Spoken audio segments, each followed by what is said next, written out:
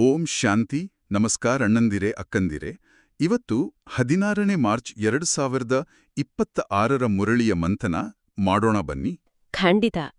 ಇಂದಿನ ಮಂಥನ ಬಹಳ ಆಸಕ್ತಿದಾಯಕವಾಗಿದೆ. ಹೌದು, ನಾವೆಲ್ಲರೂ ಊಹಿಸ್ಕೊಳ್ಳೋಣ.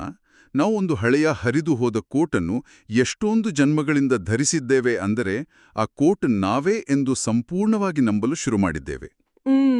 ಅಂದ್ರೆ ನಮ್ಮ ದೇಹದ ಮೇಲಿನ ವ್ಯಾಮೋಹದ ಬಗ್ಗೆ ಹೇಳ್ತಿದ್ದೀರಾ ಅಲ್ವಾ? ಕರೆಕ್ಟ್. ಇಂದಿನ ಈ ಆಳವಾದ ಮಂಥನದಲ್ಲಿ ನಾವು ಇದೇ ರೀತಿಯ ಒಂದು ಬಹುದೊಡ್ಡ ಭ್ರಮೆಯಿಂದ ಹೊರಬರುವ ಬಗ್ಗೆ ಅರಿಯಲಿದ್ದೇವೆ.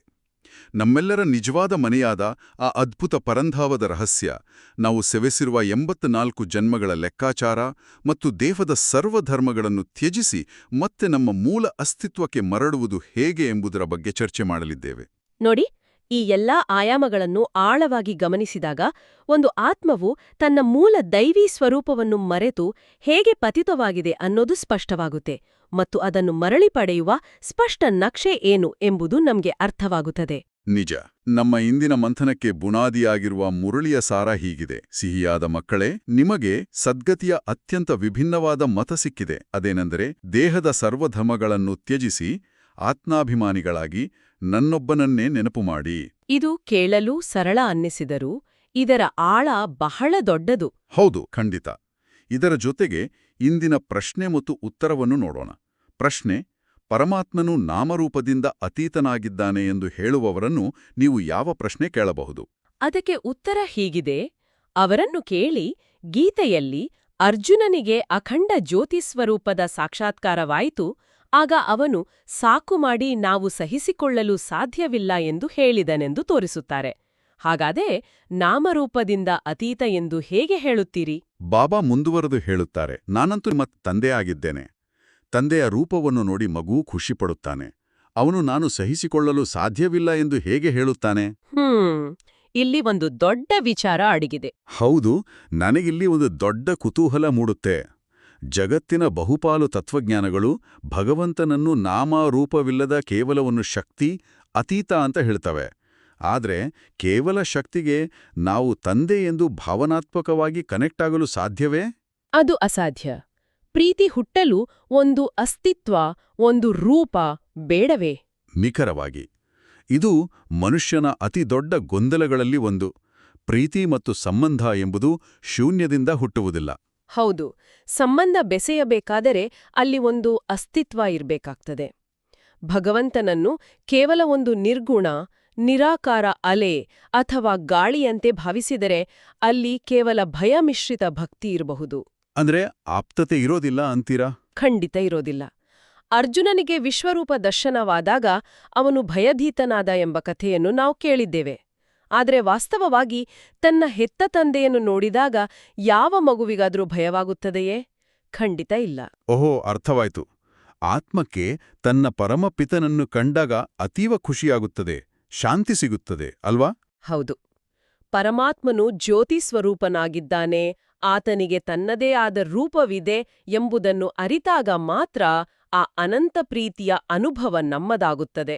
ಈ ಮಾತನ್ನು ಕೇಳಿದಾಗ ನಾವು ಇಷ್ಟು ದಿನ ಓದಿದ ಭಕ್ತಿ ಮಾರ್ಗದ ಪುಸ್ತಕಗಳಿಗೂ ಪರಮಾತ್ಮನು ನೇರವಾಗಿ ನೀಡುವ ಜ್ಞಾನಕ್ಕೂ ಇರುವ ಅಂತರ ಬಹಳ ಸ್ಪಷ್ಟವಾಗುತ್ತದೆ. ಮೂಲದಲ್ಲಿ ಒಂದು ಮಾತಿದೆ: ನಾವು ಭಗವಂತನ ಮೂಲಕ ರಾಜ್ಯಭಾಗ್ಯದ ಆಸ್ತಿಯನ್ನು ಪಡೆಯುತ್ತಿದ್ದೇವೆ. ಇದು ಸತ್ಯಗೀತೆಯಾಗಿದೆ. ಆ ಪುಸ್ತಕಗಳೆಲ್ಲ ಭಕ್ತಿ ಮಾರ್ಗಕ್ಕಾಗಿ ಮಾಡಲಾಗಿದೆ. ಅವರಿಗೆ ಭಗವಂತನು ಜ್ಞಾನವನ್ನು ಕೊಟ್ಟಿಲ್ಲ. ಭಗವಂತನು ಈ ಸಮಯದಲ್ಲಿ ನರನಿಂದ ನಾರಾಯಣನನ್ನಾಗಿ ಮಾಡಲು ರಾಜಯೋಗವನ್ನು ಕಲಿಸುತ್ತಿದ್ದಾರೆ. ನೋಡಿ, ಭಕ್ತಿ ಮಾರ್ಗದ ಪುಸ್ತಕಗಳು ಮನುಷ್ಯನಿಗೆ ನೈತಿಕತೆಯನ್ನು ಕಲಿಸಬಹುದು. ಆದರೆ ನರನಿಂದ ನಾರಾಯಣನಾಗಿ ಮಾಡುವ ಈ ಸತ್ಯಗೀತೆ ಸಂಪೂರ್ಣ ಭಿನ್ನವಾಗಿದೆ. ಅಂದ್ರೆ ಜಗತ್ತಿನಿರುವ ಎಲ್ಲಾ ಶಾಸ್ತ್ರಗಳು, ಪುಸ್ತಕಗಳು ಮನುಷ್ಯರೇ ಬರೆದಿರುವಂಥದ್ದು ಅಲ್ವಾ? ಖಂಡಿತ. ಅವು ನಮಗೆ ಸಮಾಜದಲ್ಲಿ ಹೇಗೆ ಬದುಕಬೇಕು, ಶ್ರದ್ಧೆ, ಭಕ್ತಿಯಿಂದ ಹೇಗಿರಬೇಕೆಂದು ಕಲಿಸುತ್ತವೆ. ಆದರೆ ಯಾವುದೇ ಮಾನವ ನಿರ್ಮಿತ ಪುಸ್ತಕವು ಒಂದು ಸಾಮಾನ್ಯ ಮನುಷ್ಯನನ್ನು ದೇವತೆಯನ್ನಾಗಿ ಪರಿವರ್ತಿಸಲು ಸಾಧ್ಯವಿಲ್ಲ. ಏಕೆಂದ್ರೆ ಪತಿತ ಆತ್ಮವನ್ನು ಪಾವನವನ್ನಾಗಿ ಮಾಡುವ ಆ ಶಕ್ತಿ ಇರೋದು ಸ್ವಯಂ ಭಗವಂತನಲ್ಲಿ ಮಾತ್ರ. ಹೌದು, ಸತ್ಯಗೀತೆ ಎಂದರೆ ಅದು ಕೇವಲ ಓದುವ ಶ್ಲೋಕಗಳಲ್ಲ, ಅದು ಪರಮಾತ್ಮನೇ ಖುದ್ದಾಗಿ ಉಚ್ಚರಿಸುವ ಜ್ಞಾನಾಮೃತ. ಈ ರಾಜಯೋಗದ ಪ್ರಾಯೋಗಿಕ ಅನ್ವಯದಿಂದ ಮಾತ್ರ ಆತ್ಮದ ಆಂತರಿಕ ಪರಿವರ್ತನೆ ಸಾಧ್ಯ. ಒಂದು ವೇಳೆ ಈ ಸತ್ಯಗೀತೆಯೇ ಪರಿವರ್ತನೆಯ ಏಕೈಕ ಮಾರ್ಗವಾಗಿದ್ದರೆ ಅದನ್ನು ಯಾರು ಹೇಳುತ್ತಿದ್ದಾರೆ ಎಂಬ ಪ್ರಶ್ನೆ ಬರುತ್ತದೆ. ಪ್ರಪಂಚದಲ್ಲಿ ಎಲ್ಲರೂ ಓ ಗಾಡ್ ಫಾದರ್ ಎನ್ನುತ್ತಾರೆ. ಆದ್ರೆ ಆತನ ಹೆಸರು, ರೂಪ, ದೇಶ, ಕಾಲ ಯಾವುದಿದೆ ಎಂದು ಯಾರಿಗೂ ತಿಳಿದಿಲ್ಲ. ಅದೇ ಇಂದಿನ ಜ್ಞಾನದ ಪ್ರಕಾರ ತಂದೆ ಬಂದು ಹೇಳುತ್ತಾರೆ, ಕಲ್ಪಕಲ್ಪದ ಸಂಗಮದಲ್ಲಿ ಬರುತ್ತೇನೆ. ಇಡೀ ರಚನೆಯ ಆದಿ ಮಧ್ಯ ಅಂತ್ಯದ ರಹಸ್ಯವನ್ನು ರಚಯಿತನಾದ ನಾನೇ ಬಂದು ತಿಳಿಸುತ್ತೇನೆ. ಭಗವಂತನು ಸರ್ವವ್ಯಾಪಿ, ಎಲ್ಲೆಡೆ ಎಲ್ಲಾ ಕಾಲದಲ್ಲೂ ಇದ್ದಾನೆ ಎಂಬ ನಂಬಿಕೆಗೆ ಇದು ಸಂಪೂರ್ಣ ವಿರುದ್ಧವಾಗಿದೆ ಅಲ್ವಾ? ಖಂಡಿತ. ಇದು ಬಹಳ ಮುಖ್ಯವಾದ ತಿರುವು. ಭಗವಂತನು ಸರ್ವವ್ಯಾಪಿಯಾಗಿದ್ದರೆ ಪ್ರಪಂಚದಲ್ಲಿ ಇಷ್ಟೊಂದು ದುಃಖ, ಅಜ್ಞಾನ ಏಕೆ ಇರುತ್ತಿತ್ತು? ನಿಜ. ಆತ ಕಲ್ಪದ ಪ್ರತಿಯೊಂದು ಯುಗದಲ್ಲೂ ಕಣಕಣದಲ್ಲೂ ಇರೋದಿಲ್ಲ. ಬದಲಾಗಿ ಹಳೆಯ ಕಲಿಯುಗ ಅಂತ್ಯವಾಗಿ ಹೊಸ ಸತ್ಯಯುಗ ಪ್ರಾರಂಭವಾಗುವ ಆ ಅತ್ಯಂತ ಚಿಕ್ಕದಾದ ಆದರೆ ಅತಿ ಪ್ರಮುಖವಾದ ಸಂಗಮ ಯುಗದಲ್ಲಿ ಮಾತ್ರ ಬರುತ್ತಾನೆ. ಓ, ಅಂದ್ರೆ ರಚಯಿತನಾದವನಿಗೆ ತನ್ನ ರಚನೆಯ ಪೂರ್ಣಜ್ಞಾನ ಇರುತ್ತೆ. ಹೌದು. ಆತನೇ ನಿಖರವಾದ ಸಮಯದಲ್ಲಿ ಬಂದು ತನ್ನ ವಾಸ್ತವಿಕ ಪರಿಚಯವನ್ನು ನೀಡಿದಾಗ ಮಾತ್ರ ಅಜ್ಞಾನದ ಕತ್ತಲು ಸರಿಯುತ್ತದೆ. ಆತ ಬಂದು ಕೊಡುವಂತಹ ಆ ನಿರ್ದೇಶನಗಳನ್ನೇ ನಾವು ಶ್ರೀಮತ್ ಎಂದು ಕರೀತೇವೆ, ಸರಿಯೇ? ಹೌದು. ಆತ್ಮ ಹೇಳುತ್ತದೆ, ಅದರ ಸದ್ಗತಿಗಾಗಿ ಇರುವಂತಹ ಮತಿಯನ್ನು ಶ್ರೀಮತ ಎಂದು ಕರೆಯಲಾಗುತ್ತದೆ. ಕಲ್ಪಕಲ್ಪವು ನಾನು ಬಂದು ನಿಮಗೆ ತಿಳಿಸುತ್ತೇನೆ, ಮನ್ಮನಾಭವ. ಅಂದ್ರೆ ದೇಹದ ಎಲ್ಲಾ ಧರ್ಮಗಳನ್ನು ತ್ಯಜಿಸಿ ಆತ್ಮಾಭಿಮಾನಿ ಭವ. ನಾವು ಕಾರ್ಯಕ್ರಮದ ಆರಂಭದಲ್ಲಿ ಬಳಸಿದ ಆ ಹಳೆಯ ಕೋಟಿನ ಉದಾಹರಣೆ ಇಲ್ಲಿ ನೆನಪಾಗುತ್ತದೆ. ಆ ಹೋಲಿಕೆ ಇಲ್ಲಿಗೆ ನಿಖರವಾಗಿ ಹೊಂದಿಕೊಳ್ಳುತ್ತದೆ. ಆ ಹಳೆಯ ಕೋಟಿನ ಮೇಲಿನ ಮೋಹ ಬಿಟ್ರೆ ಮಾತ್ರ ಹೊಸ ವಸ್ತ್ರ ಧರಿಸಲು ಸಾಧ್ಯ. ಶ್ರೀಮತ ಎಂದರೆ ಅತ್ಯಂತ ಶ್ರೇಷ್ಠವಾದ ನಿರ್ದೇಶನ. ಮನುಷ್ಯರ ಗುರುಗಳ ಮತಗಳು ತಾತ್ಕಾಲಿಕ ಪರಿಹಾರ ನೀಡಬಹುದು, ಆದರೆ ಆತ್ಮಕ್ಕೆ ಶಾಶ್ವತ ಸದ್ಗತಿ ನೀಡೋದು ಶ್ರೀಮತ ಮಾತ್ರ. ನಾವೆಲ್ಲರೂ ನಮ್ಮನ್ನು ಜಾತಿ, ಅಂತಸ್ತು, ಲಿಂಗ, ವೃತ್ತಿ ಹೀಗೆ ದೇಹದ ನಾನಾ ಧರ್ಮಗಳಿಂದ ಗುರುತಿಸಿಕೊಳ್ಳುತ್ತೇವೆ. ಇವೇ ಆ ಹಳೆಯ ಹರಿದ ಕೋಟುಗಳು. ಇವುಗಳ ಮೇಲಿನ ಅಹಂಕಾರ ಮತ್ತು ಮಮಕಾರವೇ ನಮ್ಮ ಎಲ್ಲಾ ದುಃಖಗಳಿಗೆ ಕಾರಣ ಅಲ್ವಾ? ಹೌದು. ಆತ್ಮಾಭಿಮಾನಿ ಆಗುವುದು ಎಂದರೆ ನಾನು ಈ ದೇಹವಲ್ಲ, ಬದಲಾಗಿ ಇದೊಂದು ವಸ್ತ್ರ, ನಾನು ಒಂದು ಶುದ್ಧ ಚೈತನ್ಯಶೀಲ ಆತ್ಮ ಎಂಬ ಮೂಲ ಪ್ರಜ್ಞೆಗೆ ಮರಳುವುದು. ಮನ್ಮನಭಾವ ಎಂದರೆ ಆ ಶುದ್ಧ ಸ್ಥಿತಿಯಲ್ಲಿ ಮನಸ್ಸನ್ನು ಪರಮಾತ್ಮನೊಂದಿಗೆ ಜೋಡಿಸುವುದು. ಆದರೆ ನಾವೆಲ್ಲರೂ ಶುದ್ಧ ಆತ್ಮಗಳೇ ಆಗಿದ್ದರೆ ಇಷ್ಟು ಕಳಪೆ ಸ್ಥಿತಿಗೆ ಹೇಗೆ ತಲುಪಿದೆವು? ಅದೇ 84 ಜನ್ಮಗಳ ಲೆಕ್ಕಾಚಾರ. ಮೂಲದಲ್ಲಿ ಹೇಳಿರುವಂತೆ, ನಾನು ಒಂದು ಕಲ್ಪದ ಮೊದಲು ನಿಮಗೆ ಸದ್ಗತಿಯನ್ನು ನೀಡಿದ್ದೆ, ನಂತರ 84 ಜನ್ಮಗಳನ್ನು ಪಡೆಯುತ್ತಾ ಖಂಡಿತವಾಗಿಯೂ ಕೆಳಗೆ ಇಳಿಯಬೇಕಾಗುತ್ತದೆ. ಸೂರ್ಯವಂಶದಲ್ಲಿ 8 ಜನ್ಮಗಳು, ಚಂದ್ರವಂಶದಲ್ಲಿ 12 ಜನ್ಮಗಳು, ಹೀಗೆ ಕೆಳಗೆ ಇಳಿಯುತ್ತಾ ಬಂದಿದ್ದೀರಿ. ನೀವೇ ಪೂಜ್ಯ ದೇವತೆಗಳಾಗಿದ್ದೀರಿ, ನೀವೇ ಪೂಜಾರಿ ಪತಿತರಾಗಿದ್ದೀರಿ ಅಂತ ಬಾಬಾ ಹೇಳ್ತಾರೆ. ನಾವು ಕೇವಲ ಯುಗಗಳು ಉರುಳಿದವು ಎಂದು ಕೇಳಿದ್ದೇವೆ. ಆದರೆ ಈ 84 ಜನ್ಮಗಳ ಮೆಕ್ಯಾನಿಸಂ ಹೇಗೆ ಕೆಲಸ ಮಾಡುತ್ತದೆ? ಒಂದು ಆತ್ಮ ತನ್ನ ಶಕ್ತಿಯನ್ನು ಹೇಗೆ ಕಳ್ಕೊಳ್ಳುತ್ತದೆ? ಇದನ್ನು ಅರ್ಥ ಮಾಡಿಕೊಳ್ಳಲು ನಾವು ಬ್ಯಾಟರಿಯ ಉದಾಹರಣೆ ತೆಗೆದುಕೊಳ್ಳಬಹುದು. ಮೊಬೈಲ್ ಬ್ಯಾಟರಿ 100% ಚಾರ್ಜ್ ಆಗಿದ್ದಾಗ ಅದು ಅದ್ಭುತವಾಗಿ ಕೆಲಸ ಮಾಡುತ್ತದೆ, ಅಲ್ವಾ? ಹೌದು, ಪೂರ್ತಿ ಎನರ್ಜಿ ಇರುತ್ತೆ. ಅದೇ ರೀತಿ ಸತ್ಯಯುಗದ ಸೂರ್ಯವಂಶದಲ್ಲಿ ಆತ್ಮವು ಸಂಪೂರ್ಣ ಪವಿತ್ರ, 16 ಕಲಾ ಸಂಪೂರ್ಣವಾಗಿರುತ್ತದೆ. ಅಲ್ಲಿ ಅದು 8 ಜನ್ಮಗಳನ್ನು ತೆಗೆದುಕೊಳ್ಳುತ್ತದೆ. ಓಹೋ, ನಂತರ ತ್ರೇತಾಯುಗದ ಚಂದ್ರವಂಶಕ್ಕೆ ಬರುವಾಗ ಸ್ವಲ್ಪ ಶಕ್ತಿ ಕಡಿಮೆಯಾಗಿ 14 ಕಲೆಗಳಿಗೆ ಇಳಿಯುತ್ತದೆ, ಅಲ್ಲಿ 12 ಜನ್ಮಗಳು. ಕರೆಕ್ಟ್. ಹೀಗೆ ದ್ವಾಪರ ಮತ್ತು ಕಲಿಯುಗಗಳಿಗೆ ಬರುತ್ತಿದ್ದಂತೆ ಆತ್ಮವು ದೇಹದ ಆಕರ್ಷಣೆಗಳಿಗೆ, ವಿಕಾರಗಳಿಗೆ ಬಲಿಯಾಗುತ್ತಾ ತನ್ನ ಶಕ್ತಿಯನ್ನು ಕಳೆದುಕೊಳ್ಳುತ್ತಾ ಬರುತ್ತದೆ. ಅಂದ್ರೆ ಒಂದು ಕಾಲದಲ್ಲಿ ದೇವಸ್ಥಾನಗಳಲ್ಲಿ ಪೂಜಿಸಲ್ಪಡುತ್ತಿದ್ದ ಪೂಜ್ಯ ದೇವತೆಗಳೇ ಹೌದು, ಜನ್ಮ ಜನ್ಮಾಂತರಗಳ ಪ್ರಯಾಣದಲ್ಲಿ ಶಕ್ತಿಗುಂದಿ ತಮ್ಮದೇ ಹಳೆಯ ವಿಗ್ರಹಗಳಿಗೆ ಬೇಡಿಕೊಳ್ಳುವ ಪೂಜಾರಿಗಳಾಗಿ, ಪತಿತರಾಗಿ ಬದಲಾಗುತ್ತಾರೆ. ಈ ನಿರಂತರ ಕೆಳಮುಖ ಪ್ರಯಾಣವೇ 84 ಜನ್ಮಗಳ ಲೆಕ್ಕಾಚಾರ. ಇದು ನಿಜಕ್ಕೂ ಆಳವಾದ ವಿಶ್ಲೇಷಣೆ. ನಾವು ಪೂಜ್ಯರಿಂದ ಪೂಜಾರಿಗಳಾದೆವು. ಹಾಗಾದರೆ ನಮ್ಮೆಲ್ಲರ ಮತ್ತು ಆ ಪರಮಪಿತನ ನಿಜವಾದ ಮನೆ ಯಾವುದು? ತಂದೆ ಕುಳಿತು ತಮ್ಮ ಪರಿಚಯವನ್ನು ನೀಡುತ್ತಾರೆ. ನಾನು ಪರಂಧಾಮದಲ್ಲಿ ವಾಸಿಸುವ ಪರಮಾತ್ಮನಾಗಿದ್ದೇನೆ ಅಂತ.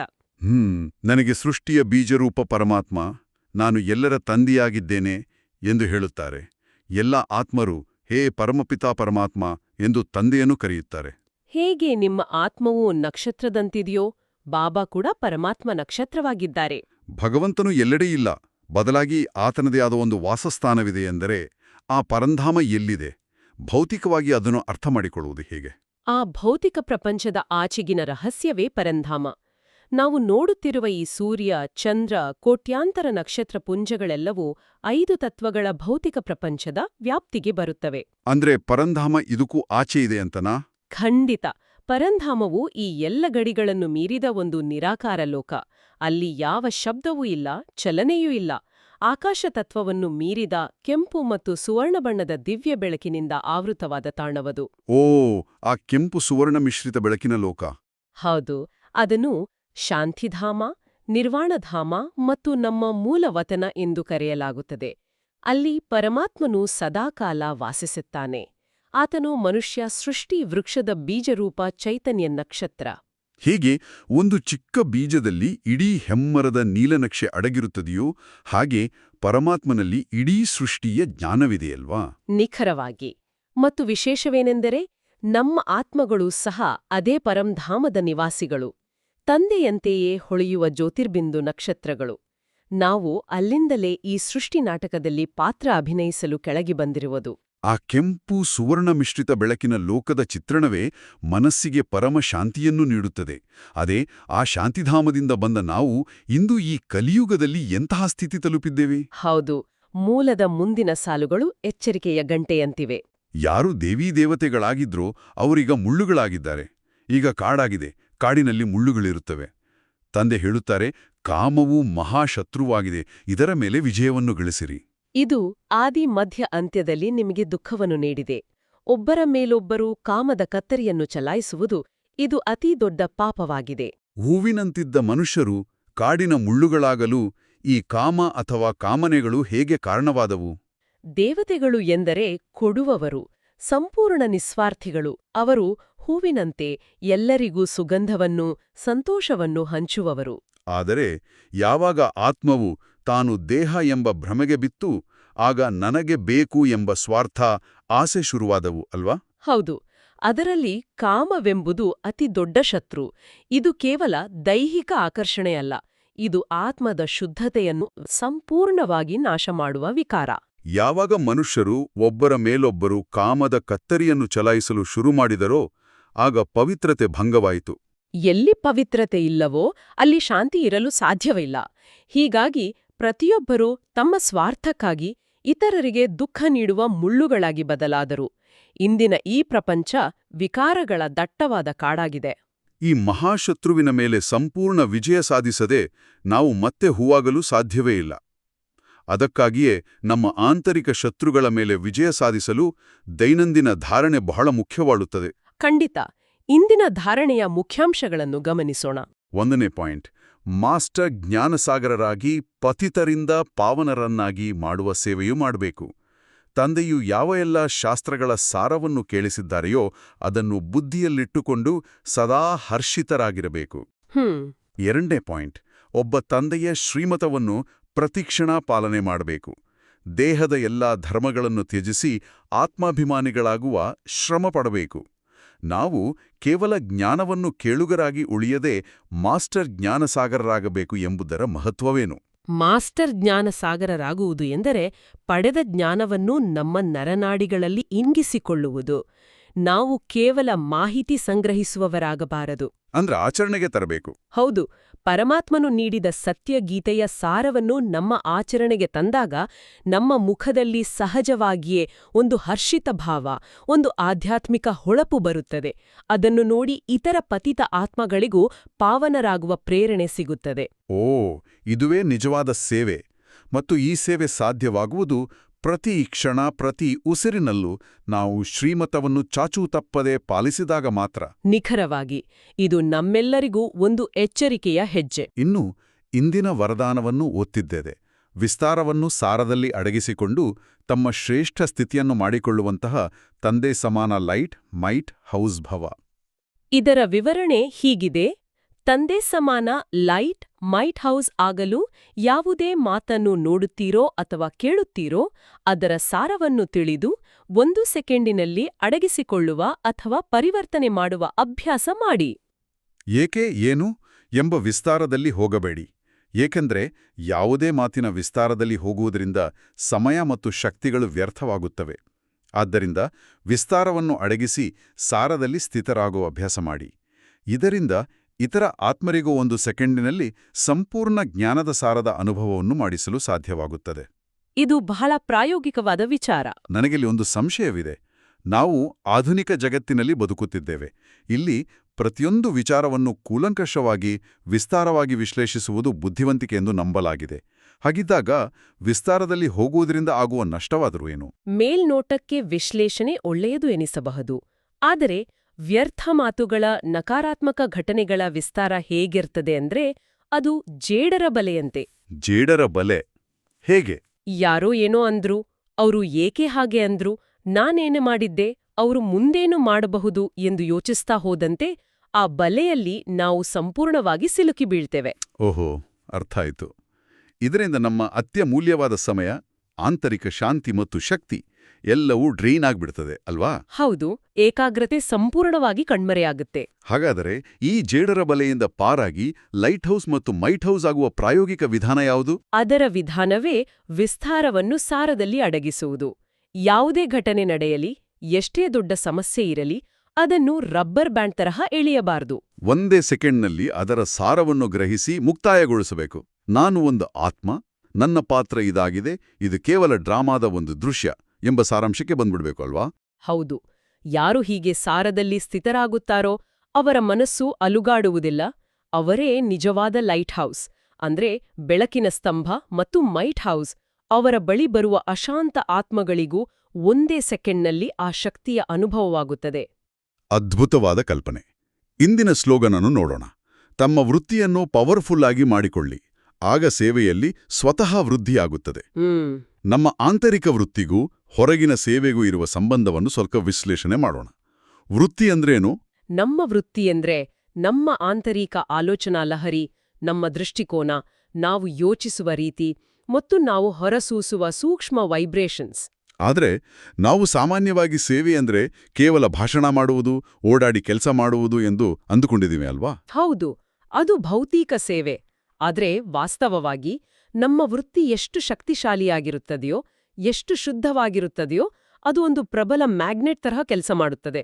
ಅಂದ್ರೆ ನಾವು ಎಲ್ಲೂ ಹೋಗದೆ ಒಂದು ಕೋಣೆಯಲ್ಲಿ ಸುಮ್ಮನೆ ಕುಳಿತಿದ್ರೂ ಸರಿ, ನಮ್ಮ ಆಂತರಿಕ ಪಾವನತೆಯ ಅಲೆಗಳು ಸುತ್ತಲಿನ ವಾತಾವರಣವನ್ನು ಬದಲಾಯಿಸುತ್ತವ? ಖಂಡಿತ. ನಿಮ್ಮ ಶುದ್ಧ ವೃತ್ತಿಯೇ ಇತರ ಆತ್ಮಗಳನ್ನು ತಾನಾಗಿಯೇ ಆಕರ್ಷಿಸಿ ಅವರ ಆಂತರಿಕ ಪರಿವರ್ತನೆಗೆ ಕಾರಣವಾಗುತ್ತದೆ. ಇದಕ್ಕಾಗಿಯೇ ಹೊರಗಿನ ಶ್ರಮಕ್ಕಿಂತ ಆಂತರಿಕ ವೃತ್ತಿಯನ್ನು ಪವರ್ಫುಲ್ ಮಾಡ್ಕೊಳ್ಳೋದ್ರಿಂದ ಸೇವೆಯಲ್ಲಿ ತಾನಾಗಿಯೇ ವೃದ್ಧಿಯಾಗುತ್ತದೆ. ಅದ್ಭುತ. ಇಂದಿನ ಅವ್ಯಕ್ತ ಸೂಚನೆಯನ್ನು ಗಮನಿಸೋಣ. ನಿಶ್ಚಯದ ಫೌಂಡೇಶನ್ ಅನ್ನು ಗಟ್ಟಿಗೊಳಿಸಿ ಸದಾ ನಿರ್ಭಯ ಮತ್ತು ನಿಶ್ಚಿಂತರಾಗಿರಿ. ನಿಶ್ಚಯರೂಪಿ ಫೌಂಡೇಶನ್ ಪಕ್ಕಾ ಆಗಿದ್ರೆ ಸಹಜ ಯೋಗಿ, ನಿರ್ಮಲ ಸ್ವಭಾವ, ಶುಭಭಾವನೆಯ ವೃತ್ತಿ ಮತ್ತು ಆತ್ಮಿಕ ದೃಷ್ಟಿಯುಳ್ಳವರಾಗಿರುತ್ತೀರಿ. ನಡವಳಿಕೆ ಮತ್ತು ಮುಖದಲ್ಲಿ ಪ್ರತಿ ಸಮಯ ಸರಳತೆಯ ಮಿಂಚು ಅನುಭವವಾಗುತ್ತಿರುತ್ತದೆ. ಆದ್ದರಿಂದ ಪ್ರತಿಯೊಬ್ಬರ ವಿಶೇಷತೆಯನ್ನು ಸ್ಮೃತಿಯಲ್ಲಿಟ್ಟುಕೊಂಡು ಒಬ್ಬರಿಗೊಬ್ಬರು ಫೈತ್ಫುಲ್ ಆಗಿರಿ. ಆಗ ಅವರ ಮಾತುಗಳ ಭಾವನೆ ಬದಲಾಗಿಬಿಡುತ್ತದೆ. ಇಲ್ಲಿ ನಿಶ್ಚಯದ ಫೌಂಡೇಶನ್ ಅನ್ನು ಬಹಳ ಸುಂದರವಾಗಿ ಪ್ರಸ್ತಾಪನಾಗಿದೆ. ಈ ಅಡಿಪಾಯದ ಬಗ್ಗೆ ಸ್ವಲ್ಪ ತಿಳಿಸ್ಕೊಡಿ. ಯಾವುದೇ ಗಗನಚುಂಬಿ ಕಟ್ಟಡ ನಿಂತಿರುವುದು ಅದರ ಭದ್ರವಾದ ಅಡಿಪಾಯದ ಮೇಲೆ ಅಲ್ವಾ? ನಮ್ಮ ಆಧ್ಯಾತ್ಮಿಕ ಜೀವನದಲ್ಲಿ ಈ ಅಡಿಪಾಯವೇ ನಿಶ್ಚಯ ಅಥವಾ ಸಂಪೂರ್ಣ ವಿಶ್ವಾಸ. ಅಂದ್ರೆ ಪರಮಾತ್ಮನ ಮೇಲೆ, ಈ ಸೃಷ್ಟಿ ನಾಟಕದ ನಿಖರತೆಯ ಮೇಲೆ ಮತ್ತು ಸ್ವಂತ ಪುರುಷಾರ್ಥದ ಮೇಲೆ 100ಕ್ಕೆ 100 ನಿಶ್ಚಯ. ಹೌದು. ಈ ನಿಶ್ಚಯ ಯಾರಿಗೆ ಗಟ್ಟಿಯಾಗಿರುತ್ತದೆಯೋ ಅವರು ಯಾವುದೇ ಕಷ್ಟ, ಸನ್ನಿವೇಶಗಳನ್ನು ಕಂಡು ಭಯಪಡುವುದಿಲ್ಲ. ಅವರು ಸದಾ ನಿರ್ಭಯರಾಗಿರುತ್ತಾರೆ. ಆ ನಿಶ್ಚಿಂತ ಸ್ಥಿತಿಯು ಅವರ ಸ್ವಭಾವವನ್ನು ಅತ್ಯಂತ ನಿರ್ಮಲವಾಗಿಸುತ್ತದೆ. ಅಂಥವರು ಇತರರ ತಪ್ಪುಗಳನ್ನು ಹುಡುಕುವುದಿಲ್ಲ. ಬದಲಾಗಿ ಪ್ರತಿಯೊಬ್ಬರಲ್ಲೂ ಇರುವ ವಿಶೇಷತೆಗಳನ್ನು ಮಾತ್ರ ನೋಡುತ್ತಾರೆ. ಇದರಿಂದ ಪರಸ್ಪರ ಪ್ರಾಮಾಣಿಕತೆ ಬೆಳೆಯುತ್ತದೆ ಮತ್ತು ವಾತಾವರಣವೇ ಬದಲಾಗಿಬಿಡುತ್ತದೆ. ಈಗ ನಾವು ಇಂದಿನ ಮಂಥನವನ್ನು ನಮ್ಮೊಳಗೆ ಆಳವಾಗಿ ಇಳಿಸಿಕೊಳ್ಳಲು ಸಹಾಯಕವಾಗುವ 8 ಶ್ರೇಷ್ಠ ಸ್ವಮಾನಗಳನ್ನು ನೋಡೋಣ.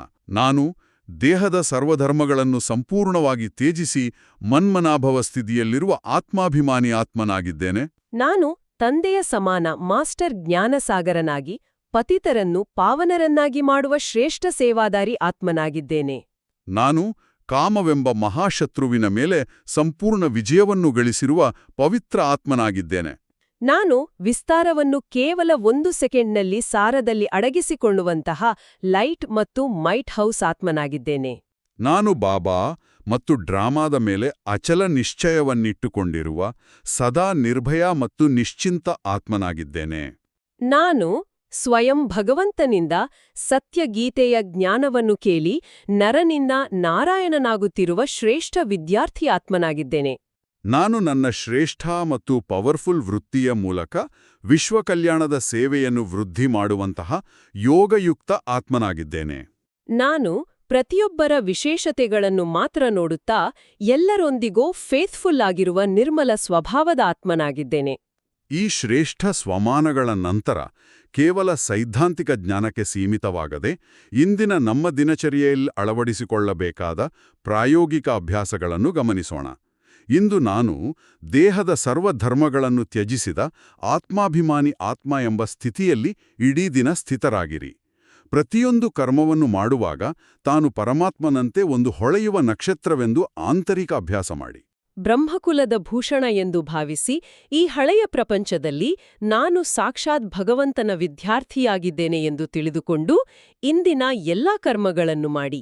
ಇಡೀ ದಿನ ಸರಳತೆಯ ಗುಣವನ್ನು ಧಾರಣೆ ಮಾಡಿ. ಕೇವಲ ಹೊರಗಿನಿಂದ ಮಾತ್ರವಲ್ಲದೆ ಮನಸ್ಸಿನ ಸಂಕಲ್ಪಗಳಲ್ಲೂ ನಿರ್ಮಲ ಸ್ವಭಾವ ಇರುವಂತೆ ಗಮನಹರಿಸಿ. ಲಕ್ಷ್ಮೀನಾರಾಯಣರಾಗಲು ಸಂಪೂರ್ಣ ಪವಿತ್ರರಾಗುವ ಪುರುಷಾರ್ಥ ಮಾಡಿ. ಇದಕ್ಕಾಗಿ ಇಡೀ ದಿನ ಕಾಮವೆಂಬ ಮಹಾಶತ್ರುವಿನ ಕಡೆ ಆಕರ್ಷಿತರಾಗದಂತೆ ದೃಷ್ಟಿ ಮತ್ತು ಸಂಕಲ್ಪದ ಶುದ್ಧಿಯ ಕಡೆ ವಿಶೇಷ ಗಮನವಿರಲಿ. ಕರ್ಮಕ್ಷೇತ್ರದಲ್ಲಿ ಸರ್ವರ ಸದ್ಗತಿದಾತ ತಂದೆ ಎಂಬುದನ್ನು ಅರ್ಥ ಮಾಡಿಕೊಂಡು ದಿನವಿಡೀ ಕಮಲಪುಷ್ಪ ಸಮಾನರಾಡಿ ಶ್ರೇಷ್ಠ ಕರ್ಮಗಳನ್ನು ಮಾಡಿ. ಇದು ಅಂತಿಮ ಸಮಯವಾಗಿರುವುದರಿಂದ ಹಳೆಯ ಪ್ರಪಂಚದ ಬಗ್ಗೆ ಸಂಪೂರ್ಣ ವೈರಾಗ್ಯವಿರಲಿ. ನಿಮ್ಮ ಸಮಯ ಮತ್ತು ಶಕ್ತಿಯನ್ನು ಪತಿತರನ್ನು ಪಾವನರನ್ನಾಗಿ ಮಾಡುವ ಸೇವೆಯಲ್ಲಿ ಸಫಲ ಮಾಡಿಕೊಳ್ಳಿ. ದಿನವಿಡೀ ಟ್ರಾಫಿಕ್ ಕಂಟ್ರೋಲ್ ಸಮಯದಲ್ಲಿ ಲೈಟ್ ಮೈಟ್ ಹೌಸ್ ಆಗುವ ವರದಾನದ ಸಾರವನ್ನು ಸ್ಮೃತಿಯಲ್ಲಿಟ್ಟುಕೊಳ್ಳಿ ಮತ್ತು ಕರ್ಮಕ್ಷೇತ್ರದಲ್ಲಿ ಶ್ರೇಷ್ಠ ವೃತ್ತಿಯ ಅಭ್ಯಾಸ ಮಾಡಿ. ಏಕರಸ ಸ್ಥಿತಿಯಲ್ಲಿ ಒಬ್ಬ ತಂದೆಯ ನೆನಪಿನಲ್ಲಿ ಇರುವುದರ ಮೂಲಕ ವಿಸ್ತಾರವನ್ನು ಸಾರದಲ್ಲಿ ಅಡಗಿಸಿಕೊಳ್ಳುವ ಬಲವನ್ನು ಜಮಾ ಮಾಡಿಕೊಳ್ಳಿ. ಇಂದಿನ ಮಂಥನವನ್ನು ಮತ್ತಷ್ಟು ಸ್ಮರಣೀಯವಾಗಲು ಈ ಎಲ್ಲಾ ಜ್ಞಾನದ ಎಳೆಗಳನ್ನು ಬೆಸೆಯುವಂತಹ ಒಂದು ಸಾಂಕೇತಿಕ ಕಥೆಯನ್ನು ಕೇಳಲು ನಾವು ಉತ್ಸುಕರಾಗಿದ್ದೇವೆ. ಈ ಮಂಥನವನ್ನು ಆಧರಿಸಿ ಒಂದು ಕಥೆಯನ್ನು ಹೇಳಬಹುದೇ? ಖಂಡಿತವಾಗಿಯೂ. ಈ ಕಥೆ ನಾವೆಲ್ಲರೂ ನಡೆದು ಬಂದಿರುವ ಆತ್ಮದ ದೀರ್ಘ ಪ್ರಯಾಣದ ಒಂದು ಸುಂದರ ಪ್ರತಿಬಿಂಬವಾಗಿದೆ. ಹಲವು ಜನ್ಮಗಳ ಹಿಂದೆ ಸತ್ಯಯುಗದ ಸೂರ್ಯವಂಶದಲ್ಲಿ ಅರಳಿ ನಿಂತಿದ್ದ ಒಂದು ಅತ್ಯಂತ ಸುಂದರವಾದ ಹೂವಿತ್ತು. ಅಂದ್ರೆ ಸಂಪೂರ್ಣ ಪಾವನವಾದ ದೇವತಾ ಸ್ವರೂಪ ಅಲ್ವಾ? ಹೌದು, ನಿಖರವಾಗಿಯೂ. ಅದು ತನ್ನ ಸುತ್ತಲಿನ ಎಲ್ಲರಿಗೂ ಶಾಂತಿ ಮತ್ತು ಸುಗಂಧವನ್ನು ಹಂಚುತ್ತಿತ್ತು. ಆದರೆ ಕಾಲಕ್ರಮೇಣ ಆ ಹೂವು 84 ಜನ್ಮಗಳ ಆವರ್ತನದ ಚಕ್ರದಲ್ಲಿ ಸಾಗುತ್ತಾ ಸಾಗುತ್ತಾ ತನ್ನ ಮೂಲ ಬಣ್ಣ, ಶಕ್ತಿ ಮತ್ತು ಸುವಾಸನೆಯನ್ನು ಕಳೆದುಕೊಂಡಿತು. ಓ, ಆ ಬ್ಯಾಟರಿ ಡಿಸ್ಚಾರ್ಜ್ ಆದ ಹಾಗೆ. ಹೌದು. ಕೊನೆಗೆ ಕಲಿಯುಗದ ಅಂತ್ಯದಲ್ಲಿ ಅದು ಕಂಗಾಲಾದ, ವಿಕಾರಗಳಿಂದ ತುಂಬಿದ ದಟ್ಟವಾದ ಕಾಡಿನಲ್ಲಿ ಒಂದು ಚೂಪಾದ ಮುಳ್ಳಾಗಿ, ಅಂದರೆ ಪತಿತವಾಗಿ ಬದಲಾಯಿತು. ಆ ಮುಳ್ಳು ತಾನು ಎಂದೋ ಒಂದು ದಿನ ಹೂವಾಗಿದ್ದೆ ಎಂಬುದನ್ನೇ ಮರೆತುಬಿಟ್ಟಿತ್ತು. ಅಯ್ಯೋ, ಕಾಮ ಕ್ರೋಧದಂತಹ ಶತ್ರುಗಳ ಧಾಳಿಯಿಂದ ದುಃಖದಲ್ಲಿ ಸಿಲುಕಿ ಒದ್ದಾಡ್ತಿತ್ತು ಅಲ್ವಾ? ಕರೆಕ್ಟು. ಆ ಸಮಯದಲ್ಲಿ ಸೂರ್ಯ, ಚಂದ್ರ, ನಕ್ಷತ್ರಗಳೆಲ್ಲವನ್ನೂ ದಾಟಿದ ಬಹುದೂರದ ಆ ಕೆಂಪು ಸುವರ್ಣ ಮಿಶ್ರಿತ ಶಾಂತಿಧಾಮದಿಂದ ಒಂದು ಅದ್ಭುತವಾದ ಕರೆ ಬಂತು. ಆ ಮೂಲವತನದಿಂದ ಬಂದ ಪರಮಪಿತನೆಂಬ ಆ ಶ್ರೇಷ್ಠ ಬೀಜರೂಪ ನಕ್ಷತ್ರವು ದುಃಖದಲ್ಲಿದ್ದ ಆ ಮುಳ್ಳಿನ ಮೊರೆಯನ್ನು ಕೇಳಿತು. ಆತನೇ ಬಂದು ಸತ್ಯಗೀತೆಯ ಜ್ಞಾನವನ್ನು ನೀಡಿದನಾ? ಹೌದು. ಆತ ಖುದ್ದಾಗಿ ಬಂದು ಸತ್ಯಗೀತೆಯ ಜ್ಞಾನದ ಶ್ರೀಮತದ ಅಮೃತವನ್ನು ನೀರುಣಿಸಲು ಶುರುಮಾಡಿದ. ಆ ಜ್ಞಾನದ ಪ್ರಭಾವದಿಂದ ಆ ಮುಳ್ಳು ತನ್ನ ಹಳೆಯ ಕೋಟಿನಂತಹ ವಿಕಾರಗಳನ್ನು ತ್ಯಜಿಸಿ ಮತ್ತೆ ನರನಿಂದ ನಾರಾಯಣನನ್ನಾಗಿ, ಅಂದ್ರೆ ಮೊದಲಿನ ಅದೇ ಸುಂದರ ದೇವತಾ ಹೂವಾಗಿ ಅರಳಿತು. ಇದು ಕೇವಲ ಕಥೆಯಲ್ಲ, ಇದು ನಮ್ಮೆಲ್ಲರ ವಾಸ್ತವಿಕ ರೂಪಾಂತರದ ಕಥೆ. ಅಣ್ಣಂದಿರೆ, ಅಕ್ಕಂದಿರೆ, ಈ ಮುರಳಿಯನ್ನು ಇಡೀ ದಿನದಲ್ಲಿ ಅನೇಕ ಬಾರಿ ರಿವೈಸ್ ಮಾಡೋಣ. ಬಾಬಾರವರು ಕೊಟ್ಟಿರುವ ಶ್ರೇಷ್ಠ ಸ್ವಮಾನದಲ್ಲಿ ಸ್ಥಿತರಾಗೋಣ. ಬಾಬಾ ಕಲಿಸಿದ ಡ್ರಿಲ್ ಮಾಡೋಣ ಮತ್ತು ಯಾವಾಗಲೂ ಫೈನಲ್ ಪೇಪರ್ ಪಾಸ್ ಮಾಡಲು ಎವರ್ ರೆಡಿಯಾಗಿರೋಣ. ನಿಮ್ಮ ಜೀವನ ಅತ್ಯುತ್ತಮವಾಗಲಿ ಎಂದು ಸದಾ ಹಾರೈಸ್ತೇವೆ. ಒಳ್ಳೆಯದು. ಓಂ ಶಾಂತಿ.